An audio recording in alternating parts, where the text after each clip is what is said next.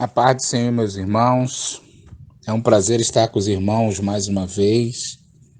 Aqui quem vos fala é o pastor Sérgio Alves, um dos pastores auxiliares da Assembleia de Deus de Niterói. Temos a incumbência nesta noite de compartilhar com os irmãos mais um texto da palavra do Senhor. Texto esse que se encontra no Evangelho segundo escreveu Marcos, capítulo 4, a partir do versículo 35, que diz assim: E naquele dia, sendo já tarde, disse-lhes: Passemos para outra margem. E eles, deixando a multidão, o levaram consigo, assim como estava no barco. E havia também com ele outros barquinhos. E levantou-se grande temporal de vento, e subiu as ondas por cima do barco, de maneira que já se enchia de água. E ele estava na popa dormindo sobre uma almofada.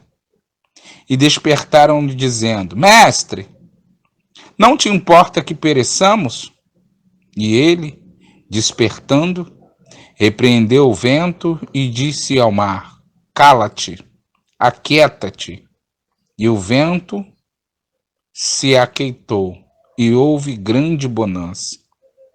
E disse-lhes: Por que sois tão tímidos? Ainda não tendes fé? E sentaram e sentiram, um grande temor, e dizia uns aos outros: Mas quem é este, que até o vento e o mar lhe obedecem?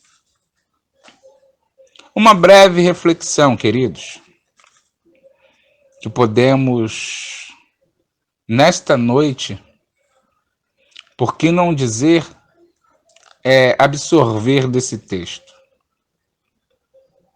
O texto de Marcos informa que levantou-se uma grande tempestade de vento e subiu ondas por cima do barco. Versículo 37 relata isso. Nós não podemos esquecer que junto neste barco estavam homens experimentados, pescadores de grande experiência, que obviamente não tinha em seu coração, por que não dizer, a intenção até mesmo de passar para o outro lado. Estamos falando do Mar da Galileia, que na verdade nem é mar. É um lago vasto, grande, que tem, por peculiaridade própria, de vez em quando, pegar muitos dos pescadores que ali se aventuram de surpresa. Mas nos barcos, ou no barco onde se encontravam os discípulos e Jesus, tinha muita pessoa que sabia discernir quando o vento mudava, quando estava propício lançar-se ao mar para pescar ou não. Mas o texto relata que esse temporal, esse vendaval, se apresentou de forma surpreendente. É verdade que esse vasto mar, ou como disse, lago, pregou algumas peças. Há muitos anteriores conta-se algumas histórias a respeito dele. Mas aonde eu quero me ater é que, como este barco, muitas são as vezes que a gente pode compará-la à nossa vida. Basta que a superfície esteja tranquila e que o dia prometa grandes bênçãos, bom tempo, que de uma hora para outra as tempestades se manifestam. Quem é que não estava, ou não esteve, diversas vezes contando que as coisas fossem de vento em popa, que a vida tomasse um rumo tranquilo, e inesperadamente foi pego de surpresa, como costumavam dizer, foi pego de calça curta. Às vezes que isso acontece conosco, a gente tenta se agarrar a alguma coisa e somos surpreendidos, tomando ciência que todas as possibilidades foram checadas e o resultado não é do jeito que nós queríamos. Sai do nosso controle. Não temos aonde nos apoiar, porque muitas são as vezes que os vendavais, as tempestades da vida, nos desestabiliza.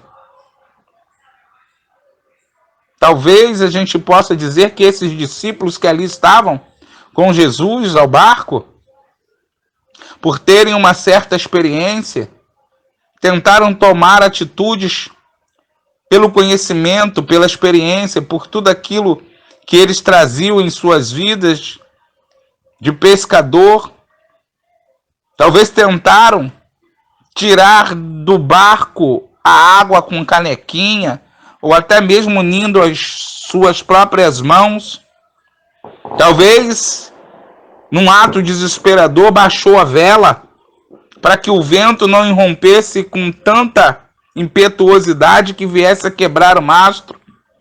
Quantas e quantas vezes nos encontramos assim, procurando tomar atitudes com o nosso próprio intelecto, com aquilo que nós achamos que sabemos, às vezes até mesmo com as forças dos nossos braços, mas precisamos aplicar o que disse o salmista: muitos confiam em cavalo, mas nós, como servos do Senhor, temos que fazer menção do seu santo, soberano e eterno nome.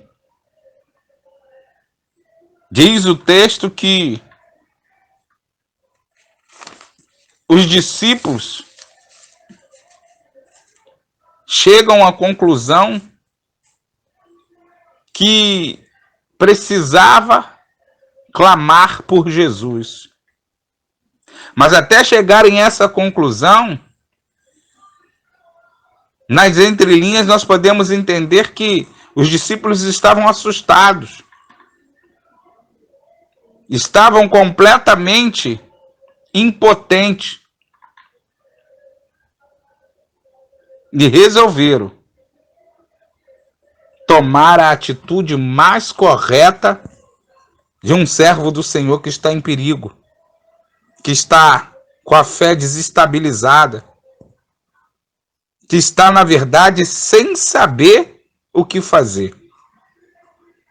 Diz o texto que eles se levantam e clamam. Eu creio que, na verdade, gritaram, apavorados, assustados, perplexos e impotentes. Diz o texto que eles bradaram e acordaram o Senhor Jesus com a simples e maravilhosa pergunta: Mestre, será que o Senhor não se importa que nós venhamos a perecer? Querido, nós, como servos do Senhor, Temos que entender que somos completamente dependentes do mesmo. Temos que entender que sem Jesus nós não podemos e nem chegaremos a lugar algum. Ele mesmo afirma isso. Sem mim, nada podeis fazer. Mas nós podemos e seremos assim mais que vencedores, porque o Senhor está no barco. Porque o Senhor está ao nosso alcance. E nós precisamos, em todos os sentidos, deixarmos de achar que somos o tal, o bambambam, e demonstrarmos em ação que somos dependentes do Senhor. Nós podemos discorrer a Bíblia, principalmente os evangelhos, que nós veremos diversas vezes o Senhor Jesus Cristo operar maravilhas, grandes milagres. Mas uma das coisas que a gente vê acontecer nesses textos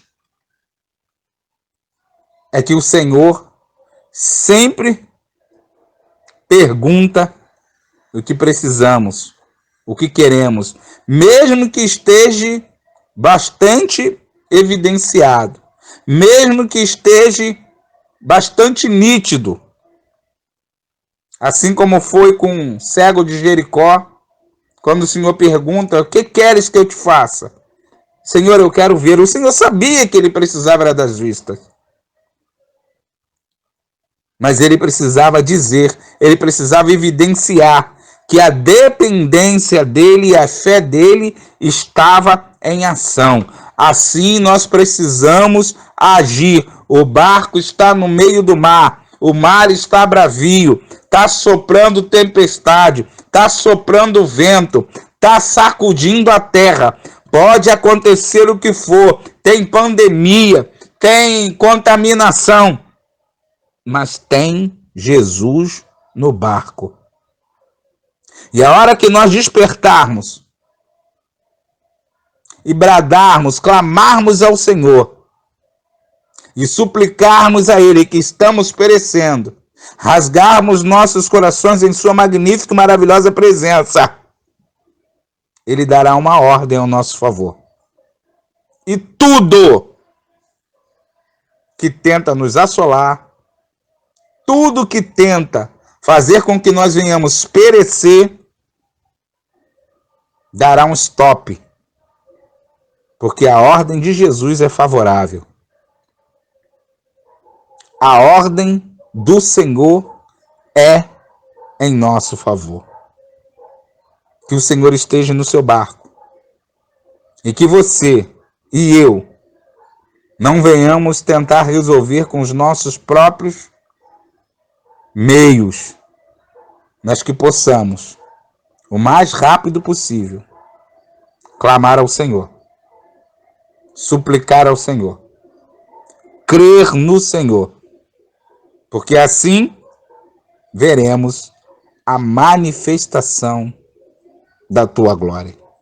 Que o Senhor te abençoe e te guarde, querido, e faça resplandecer sobre ti a sua luz, e que a glória do Senhor nasça sobre ti. Um beijo no coração e fique na paz.